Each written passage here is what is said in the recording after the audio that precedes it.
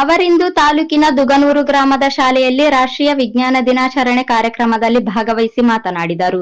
ಇದೇ ವೇಳೆ ಭಾರತೀಯ ಜ್ಞಾನ ವಿಜ್ಞಾನ ಸಮಿತಿಯ ಜಿಲ್ಲಾ ಸಂಚಾಲಕ ಹಫೀಜುಲ್ಲಾ ಅವರಿಂದ ಮಕ್ಕಳಿಗೆ ಪವಾಡ ಬಯಲು ಕಾರ್ಯಕ್ರಮವನ್ನು ಹಮ್ಮಿಕೊಳ್ಳಲಾಯಿತು. ಶಾಲಾ ಮುಖ್ಯ ಗುರು ಗಫೂರ್ ಪ್ರತಿಜ್ಞಾವಿಧಿ ಬೋಧಿಸಿದರು. ಚಂದ್ರಶೇಖರ್ ಸ್ವಾಗತಿಸಿದರು. ಸಂಪತ್ ರಾಜ ನಿರೂಪಿಸಿದರು.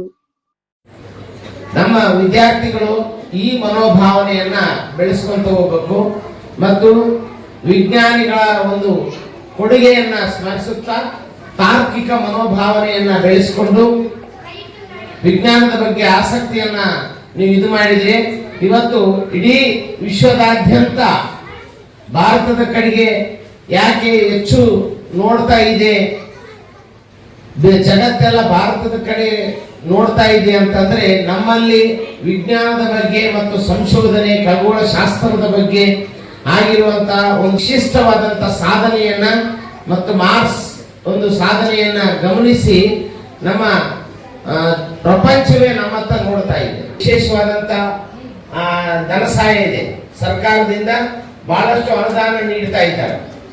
ಏನು ನಿಮ್ಮಲ್ಲಿ ಲ್ಯಾಬ್ ಕೂಡ ಆಗ್ತದ, ಮತ್ತೆ ಸೈನ್ಸಿನ ಸಾಮಗ್ರಿಗಳು ಬೇರೆ ಶಾಲೆಗೆ ಇರದಂತ ಸಾಮಗ್ರಿಗಳು ಎಲ್ಲ ಅದಾವ.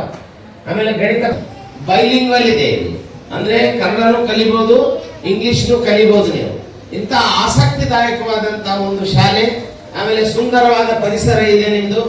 ನಿಮ್ಮ ಪರಿಸರ ನೋಡಿದ್ರೆ ಇಡೀ ತಾಲೂಕಿನಲ್ಲಿ ಎಲ್ಲಿಲ್ಲದ ಒಂದು ವಾತಾವರಣವನ್ನ ಸೃಷ್ಟಿ ಮಾಡಿ ನಿಮ್ಮ HM ಅವರು ಕೊಟ್ಟಿದ್ದಾರೆ.